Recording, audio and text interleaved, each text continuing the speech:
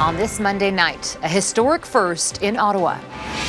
Mary Simon becomes Canada's first Indigenous Governor-General at a pivotal moment in the country's path to reconciliation.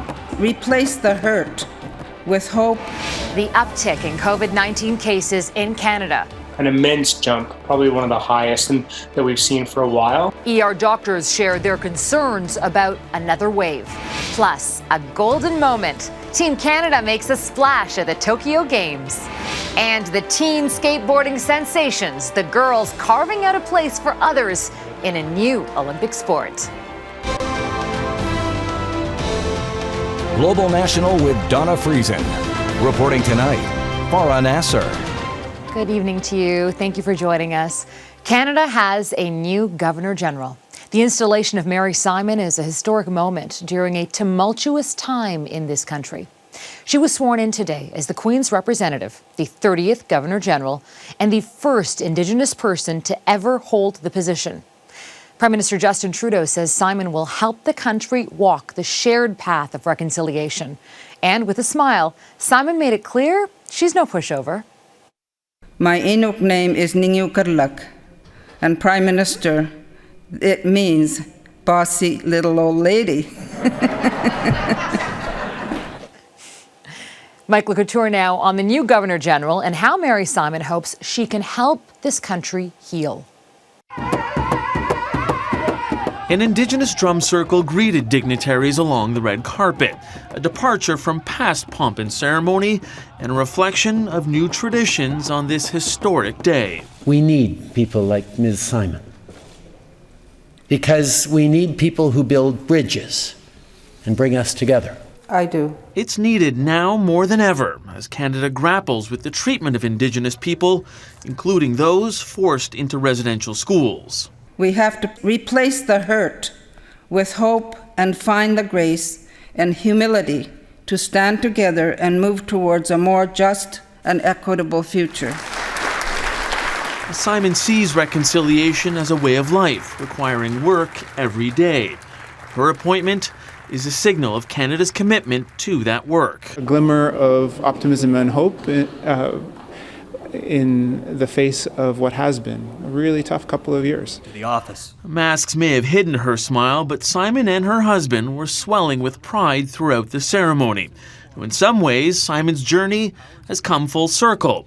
This temporary Senate chamber was where 39 years ago she fought to have Indigenous rights affirmed during constitutional talks with then Prime Minister Pierre Elliott Trudeau. We're on as they say, the arc of history does slowly bend toward justice. And this was a part of that movement today. While Simon's swearing in is being celebrated, there has been some criticism over her difficulty with the French language. Le plus élevé.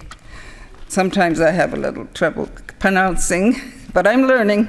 She is already bilingual, being fluent in Inuk, which for some is a more important signal to the next generation. I think young Inuit will see and grow up thinking it's absolutely normal to have an Inuk-speaking Governor-General of Canada. Now, as our country walks the road to reconciliation, Simon believes we must recognize moments of regret and of pride, adding it will create space for healing and help rebuild trust. Michael Couture, Global News, Ottawa. And it has also been a historic day for Canada at the Summer Games. We captured our first gold and first bronze, keeping the multi-medal winning streak going on for a second day in a row. Swimmer Maggie Mac Neil finished first in the women's 100-meter butterfly, and Jessica Klimkait is now the first Canadian woman to medal in judo. Crystal Goomansingh reports on another big day in Tokyo. Maggie Mac Neil didn't celebrate right after she touched the wall. She just stared in the direction of the scoreboard while everyone else reacted to her Olympic victory. Her family, a world away in Ontario, knew exactly what was happening. It was a priceless moment, though, when she couldn't see the board and had to. Yeah, and the funny thing is that we actually heard from her optometrist who Dr. Lawrence emailed us just a few minutes after she won, and he said, "Oh, my WhatsApp group at the office is really lighting up." And I'm still kind of trying to wrap my head around the silver that we got in the relay yesterday, because I thought that was so incredible. Swimming with those girls was amazing. But I don't think this one is going to set in for quite a while. These are McNeil's first games, and she set a Canadian record for swimming the 100-meter butterfly in 55.59 seconds. Plus, she now has 2 medals. The 21-year-old was a part of the Canadian women's 4x100-meter freestyle relay team that won silver. I haven't really celebrated yet. I mean, I don't think I'll celebrate probably until I get home with my family and friends. But it's definitely exciting, and I just can't wait to watch what the other girls are doing. The excitement extended from the pool to the mat. Judo has been a part of Jessica Klimkait's life since she was 4. Now, 20 years later, she's a bronze medal Olympian and the first Canadian woman to win an Olympic medal in judo. Before heading to Tokyo, Klimkait told Global News that she's grateful for the opportunity. I owe a lot to, my training partners and my coaches and my family and my friends. So that's sort of, the motivation that I'm bringing with me there. Team Canada is highly motivated, and there are still many more medal opportunities over the next 2 weeks.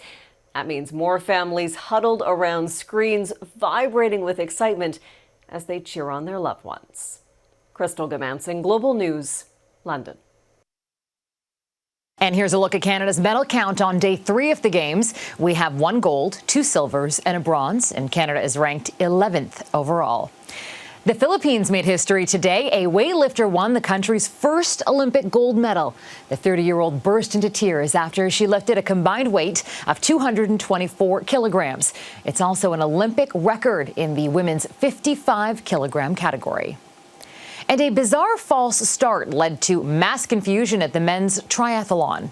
Only about half of the field dived in to begin the swim, bike, run race. The others were blocked by a media boat. The swimmers were hauled back after a vigorous 200-meter warm-up. Olympic organizers say the starter's gun appeared to go off early. Norway went on to win gold, the country's first medal in Tokyo. And Germany's gymnastics team may have begun a dress code revolution. The women chose to wear a full-body unitard to take a stand against sexualization in the sport. In recent years, the sport has been rocked by widespread cases of sexual and physical abuse. Outfits covering legs are authorized in the Olympics, but are rarely worn. The sport's standard is a bikini-cut leotard. The team didn't make the final, but certainly made headlines. And the Norwegian women's beach handball team is also back in the headlines. Pop superstar Pink is offering to pay the team's €1,500 fine after the women refused to play in bikini bottoms at a European tournament earlier this month. They wore shorts instead. Pink says the European Handball Federation should be fined for sexism. And later in the newscast, Mike Drolet drops in on the new stars of the Olympics, the teen girls with all the tricks. They're on the podium, they're pushing perceptions, and they're helping to carve out a new skate culture after stealing the show in Tokyo. Turning now to the pandemic and the new sign that COVID-19 isn't going away yet. Cases plunged across Canada. Now that's in large part due to the vaccine rollout, but the inoculation rate is plateauing, and nearly 20% of the population remains unprotected. Some provinces are already seeing an uptick in cases, and as Caryn Lieberman reports, doctors are bracing for a 4th wave this fall. Once considered one of Ontario's COVID-19 hotspots, Scarborough celebrates a milestone. Its 500,000th vaccine has been delivered. The numbers have gone down significantly, and the patients that do come in are much less sick. This emergency physician has not seen a COVID-positive case in weeks and credits a ramped-up vaccination effort, but he warns. We've seen it in India, Europe, and even in the U.S. right now. As the masking rules have started to relax, the Delta variant is a much more contagious virus. The concern twofold for unvaccinated adults and children who aren't yet eligible to get the shot. Dr. Steve Flindahl has seen both in his ER. 2 children of the same family came in. One was old enough to have been vaccinated, but didn't. The whole family had COVID previously, and so they thought they didn't need to be vaccinated. And from what I can tell, they knew that the recommendation was that they should. In Quebec, where the number of new cases rose by 75 Monday, a weekly vaccine lottery has begun to encourage more people to get immunized. I saw a 19-year-old last night as I was working overnight who came in with fever, cough, and chills. Was he vaccinated even though he could have been? No, not even a first dose. Why?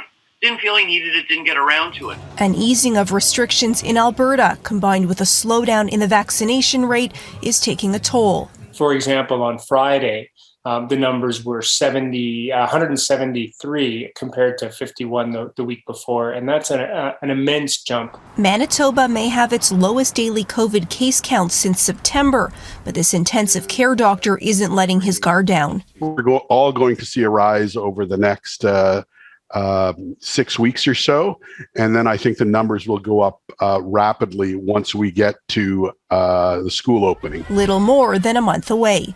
Caryn Lieberman, Global News, Toronto. In the U.S., the rapid spread of the Delta variant is causing an incredible surge in COVID-19 cases. The average number of daily cases is up more than 170% in just the past 2 weeks to more than 50,000 per day. And in hotspots like Florida, doctors and nurses are being overwhelmed by the rapid influx of patients, many of whom now regret not getting vaccinated. Jackson Proskow reports. The unrelenting crush of patients is back, in some states worse than at any other point in the pandemic. As of last week, I'm like, something's happening. Something is changing, and it's concerning. Miami nurse Dana James stepped out of the ER to speak with us. Florida is now responsible for 1 in 4 U.S. COVID cases. The vast majority of those in hospital, more than 97%, are unvaccinated. We weren't ready to be opened up. I really think that this is a consequence of that, low vaccination rates. I wish people would see that. It's not over. A planned summer of independence from the virus has quickly vanished. The CDC is now considering recommending masks for everyone, regardless of vaccination status. Mask mandates have returned in several states. I did not expect that we'd have a third of Americans refusing to get vaccinated. I just didn't see that coming. I thought everybody wanted to put the pandemic behind us. Everybody wanted to move on. Vaccination ultimatums are becoming widespread, with government workers told to get the shot or face mandatory weekly testing. If someone's unvaccinated, unfortunately, they pose a threat to themselves, but they also have a greater chance of spreading the disease. If there's a bright spot, it's the sudden, sharp uptick in those seeking vaccination. With the Delta variant spreading rapidly, it may not be enough. It seems like people may now be rushing to get vaccinated, but is it too late at this point? Down here in Alabama, if you're sitting there on the Gulf Coast or you're in Florida, it probably is too late to get vaccinated. You need 5 weeks. That said, go ahead and get vaccinated and stay home. In a further sign of a return to normal that's now on hold, the Biden administration says it will not be lifting U.S. restrictions on international travel, noting that the current surge in cases may not peak until October. Farah? Jackson Proskow in Washington. Thank you, Jackson. Also in the U.S., there are more than 80 massive wildfires burning in 13 states. The Dixie wildfire is the largest burning in California. The fire exploded overnight after merging with the smaller Fly fire, destroying even more homes after tearing through a dozen properties over the weekend. 5,000 firefighters are on the ground, but the terrain is extremely rugged. Crews are having to hike into steep canyons where trucks can't go to fight the flames. And here, no relief from the heat in the BC wildfire fight. Coming up, the temperatures are high, the conditions are dry as crews battle out of control blazes, plus the air quality concerns across much of our country.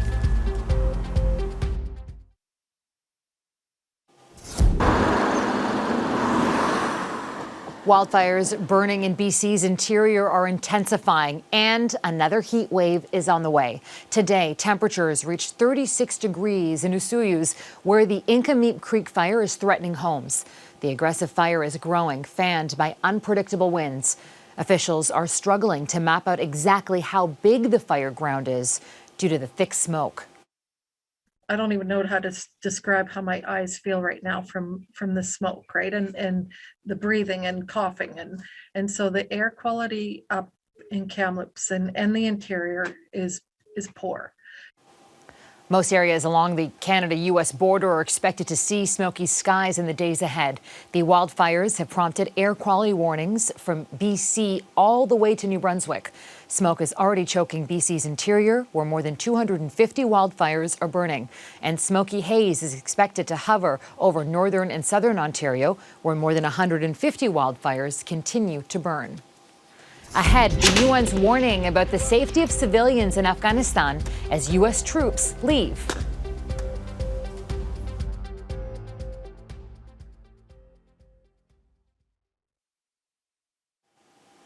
A fixture in Canadian broadcast television history, Peter Truman, has died. That's not news, but that too is reality.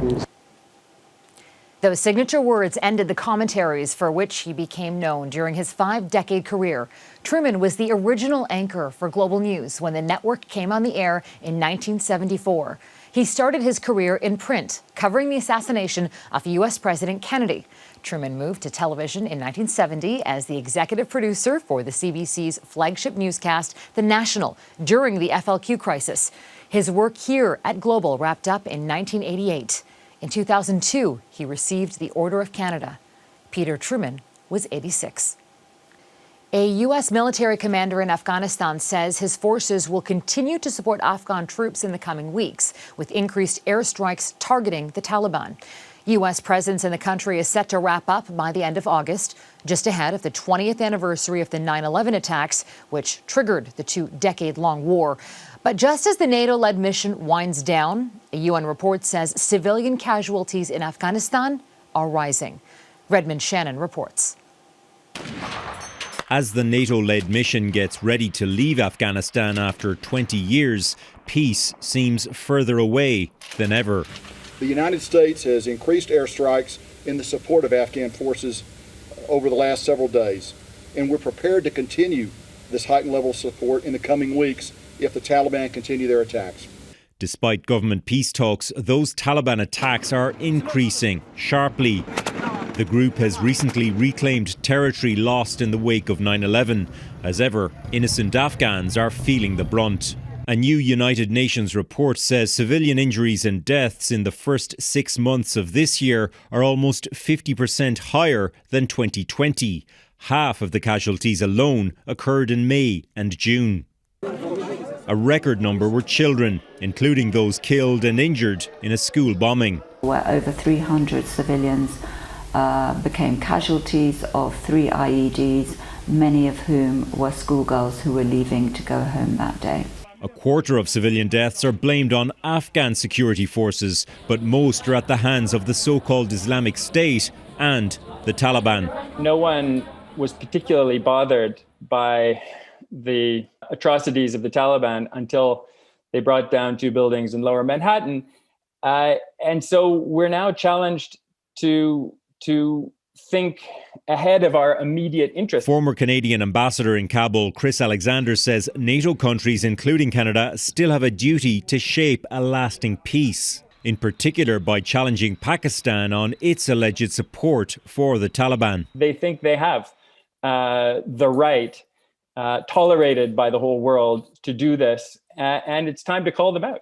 For centuries, Afghanistan has dealt with the consequences of outside influence, and that seems unlikely to change come September 2021. Redmond Shannon, Global News, London. Up next, the teen Olympians wiping out barriers in skateboarding.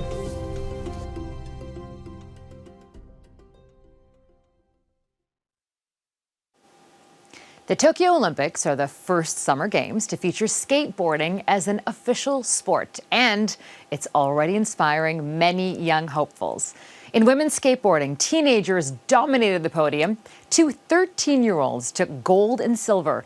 And as Mike Drolet explains, more girls are following in their tracks to change the face of this male-dominated sport.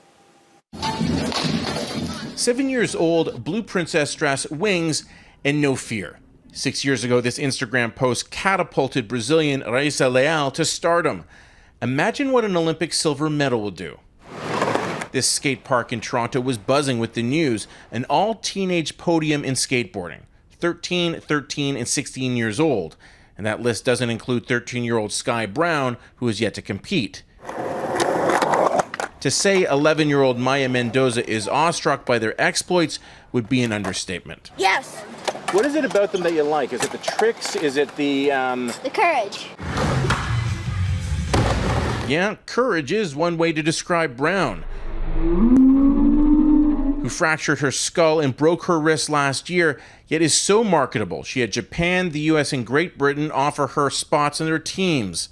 Athletes like the Union Jack wearing Brown, whose social media presence is almost as impressive as her skateboarding, are influencing far more than medal counts.